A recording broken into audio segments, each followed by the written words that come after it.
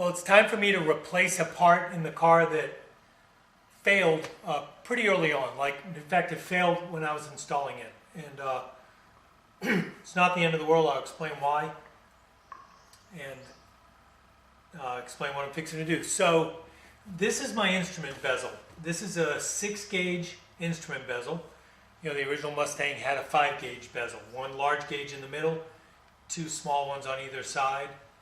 And I guess if you added a tachometer, a lot of times it was attached to the steering column or screwed to the hood or whatever people did. But I wanted this look. I wanted my speedometer intact to be larger gauges, and then the fuel, the oil, the voltage, and the water temp to be the smaller gauges.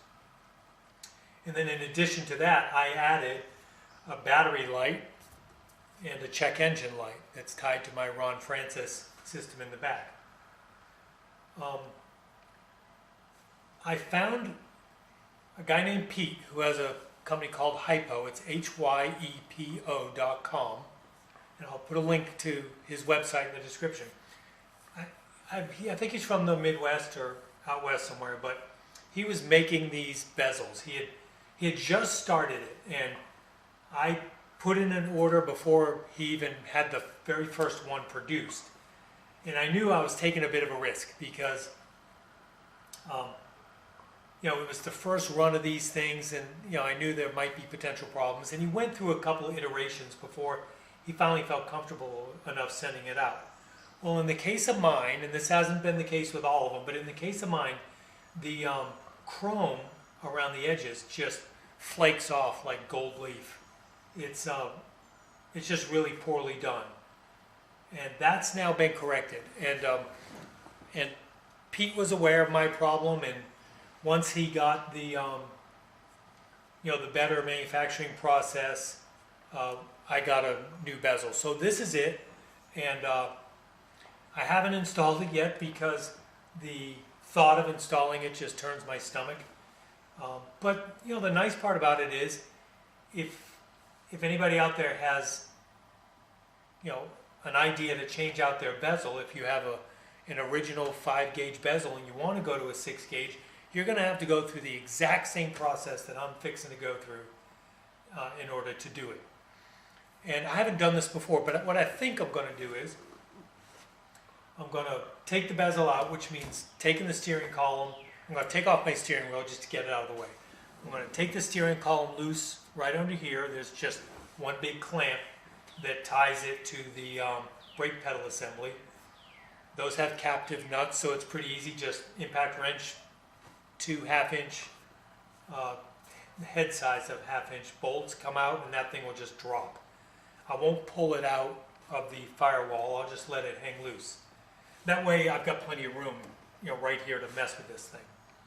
Then it's got 4 screws.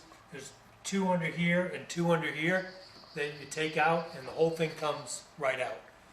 In the case of mine, I think I left enough slack on the wires where I can pull it out and turn it, you know, almost 180 degrees. So I'm looking at the back side of it, but I'm going to turn it around, and I don't have to really worry about banging it up or anything, because it's you know, kind of going in the trash, or I might consider having it re-chromed or something. But at any rate, I'm going to take it out, mark all of the wires with just a piece of tape, and you know, the water, the volts, the oil, and the fuel all have 2 or 3 wires on them.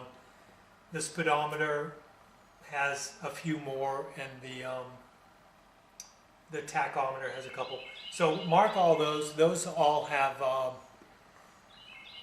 terminal ends on them, either blade type or you know, something that's on a post, like screwed onto a post. So they're pretty easy. I'll mark them all, take them off. And then my turn signal lights, I will cut those wires and mark where they you know, where they were attached. And my battery light and my check engine light, the same thing. And then same for the high beam light.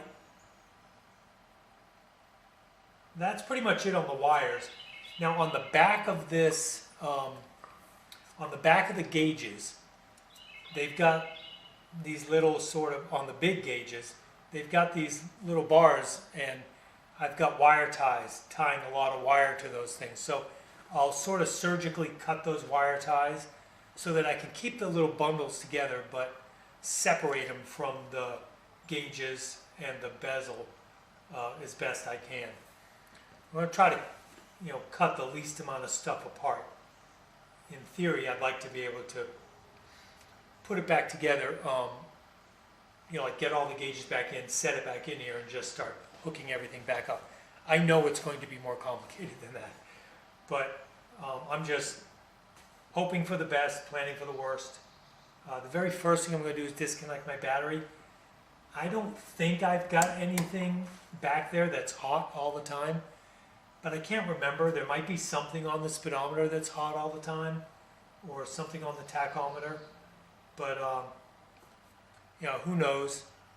Better to just disconnect the battery, and in my case it means going through a new learning process on the computer, and I could try to keep the computer energized, but it's just not worth it. Like, it'll be fine. For what it's worth, I use Marshall Comp 2 LED gauges. I've got a set of them. Also the lights on the gauges. They'll just pop out of the back of the gauge, and I'll take the gauge out. When I put it back in, they'll pop back in. So I shouldn't have to disconnect the wiring on the lights, I don't think. But we'll see when I actually get into it. I think on maybe the bigger gauges, it's tied to a spade connector, but again, we'll see. But anyway, they're Marshall gauges. I bought them from Pete, who I bought the bezel from, and I like them a lot. Every one of them worked first time for the most part. I had a problem with the fuel gauge, was convinced it was a sending unit problem, but all that tested fine. And as it turns out, the gauge was broken, and I did it. When I was tightening down the screw on the back of the post, I ended up spinning the post, and the little wires inside these gauges are pretty fine, and it just broke the wire. But the guy on Marshall, on their technical support, I talked to him, and he told me, he's like, I think your gauge is broken. And I resisted. I said, I think that's statistically impossible. It's a brand new gauge. And he's like, I think it's broken. So I shipped it to him, and he said, yep, it's broken. They fixed it, sent it back to me. It was all free. They're very, very accommodating. So anyway, so I'll get the camera a little bit better set up, and get cracking on taking it apart, and we'll just see how it goes. Alright, so disconnected the battery, so next thing I'm going to do is pull the steering wheel off.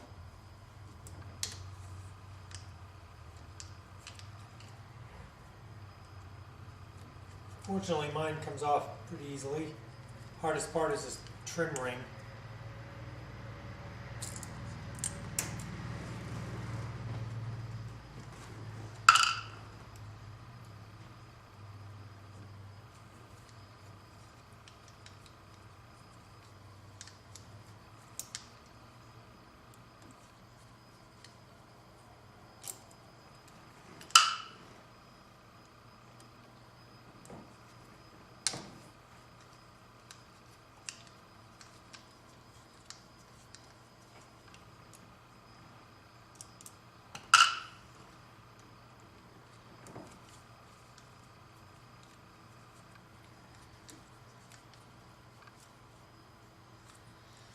One thing to remember if you're going to do this, this 6-gauge bezel fits where the old 5-gauge bezel goes. So you don't modify your dash or dash pad at all.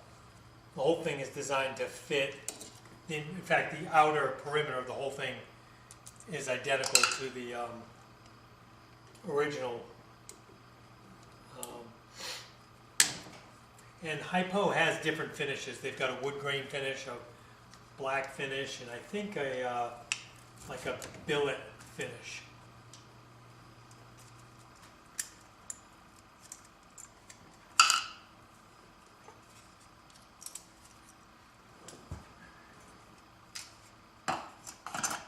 So that's it for the steering wheel.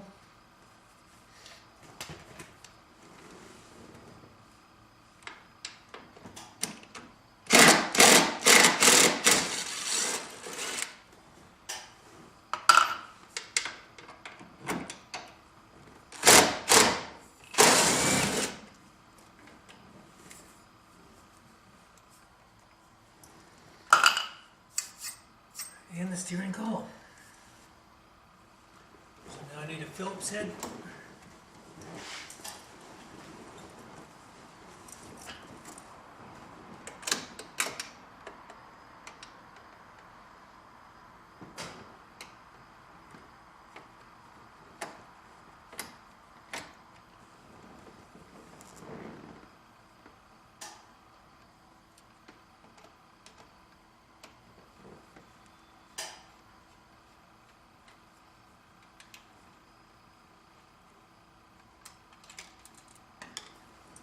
Mine was mostly mounted just at the bottom because I knew I was going to replace it. I didn't even have a screw in here.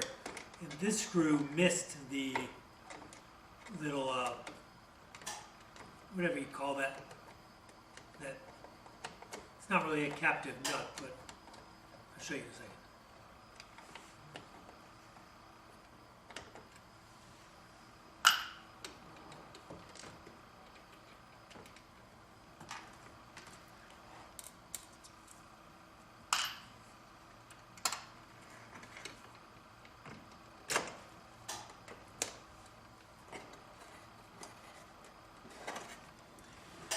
Got these,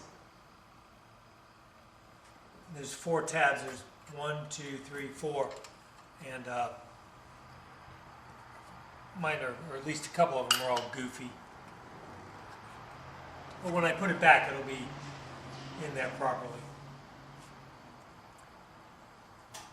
So this is what I was saying, this bar across these 2 gauges right here, a lot of the wires are wire tied to it.